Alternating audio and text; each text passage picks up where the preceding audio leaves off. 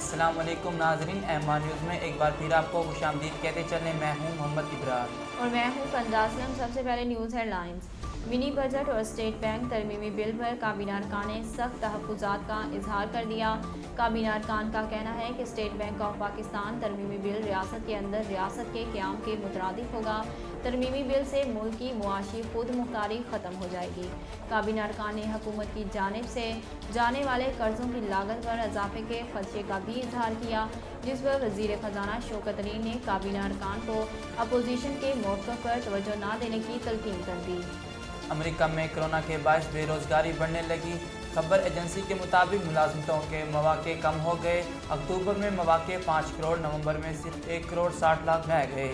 Labour department का कहना है कि अमेरिका में कोरोना के बायस छोटे कारोबार बंद हो रहे हैं। उधर दुनिया में कोरोना केसेस की तादाद 29 करोड़ 54 लाख से बढ़ गई। वायरस से अमवात की तादाद 54,72,000 से तजावज़ कर गई। अमेरिका में 5,14,000 केस और 1,000 से ज़ायद अमवात रिपोर्ट हुई।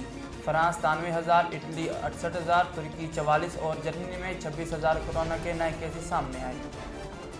मुल्तान बहाउद्दीन ज़िक्रिया यूनिवर्सिटी मुल्तान के शोबा मैनेजमेंट साइंसेज की तरफ से मुस्तहिक तलबा व तालिबात में 10 लाख रुपए के स्कॉलरशिप चेक तकसीम किए गए।